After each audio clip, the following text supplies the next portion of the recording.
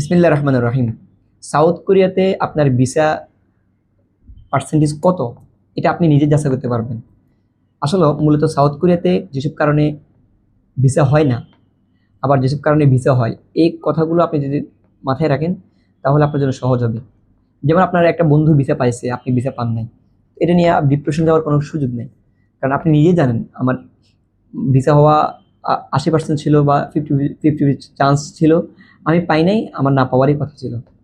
আপনার অতটা হ্যাসেল বা ওরকম প্রেশার আপনার আসবে না। আপনারা জানেন যে 5, 6, 11, 4ও দেয়, 7, 7 আর 11 কিন্তু সাউথে একটা কমন রিজন। কিন্তু আপনার প্রোফাইলটা যদি আপনি ঠিক মতো সাজান, মনে হয় না 7 আর 11 আপনাকে দিবে। 7, 11 যারা সাউথ কোরিয়ার ক্যান্ডিডেট তারা সবাই জানে, তাদের রিজেকশনের রিজনগুলো এগুলো দেখানো হয়।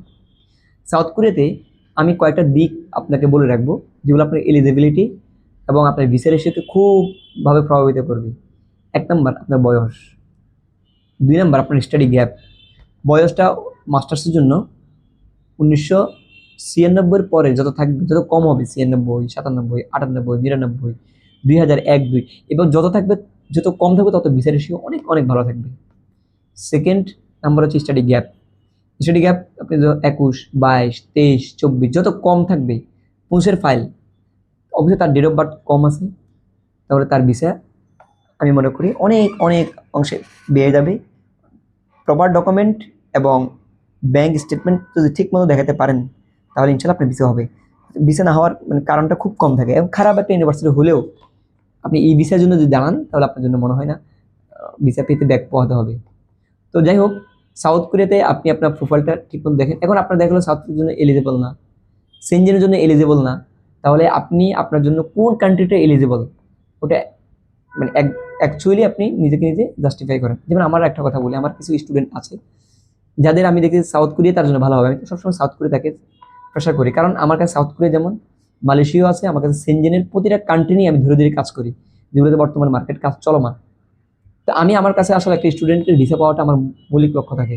আমি মালয়েশিয়া তাকে ঘুরে ফিরে ডাইভার্ট করবো, ঘুরে ফিরে তাকে সাউথ কোরিয়া নিয়ে যাবো, বা ঘুরে ফিরে তাকে আমি সেনজেনে নিয়ে যাবো, আমার এগুলোর কোনো প্রয়োজন আছে? আপনারা জানেন, খুশি হবেন, আমি বলকান ইউরোপগুলোতেও আমি খুব বাংলাদেশের সৌরভভাবে যারা কাজ করে তার মধ্যে আমি একজন, এবং এগুলো প্যাকেজেও আমি কাজ করি। যার কারণে আমি বলি যে সাউথ কোরিয়াতে যদি আপনার ফাইল এলিজেবল হয়, আমি আপনার সাউথ কোরিয়া বলবো এখানে ট্রাই করেন।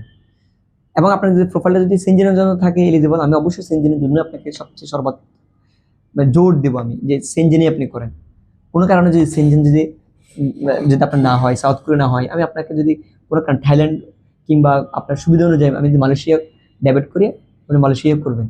কারণ এর বাইরে আপনি করতে গেলে আমার এক্সপিরিয়েন্স, বা আমি আপনাকে আমার এক্সপিরিয়েন্সও শেয়ার করবো, কেন আমি আপনাকে এই কান্ট্রি সব বাদ দিয়ে এই কান্ট্রি কেন বললাম।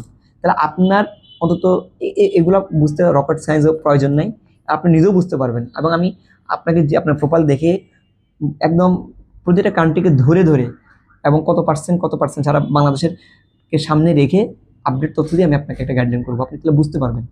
তো আজকে এই পর্যন্ত, আল্লাহ হাফেজ।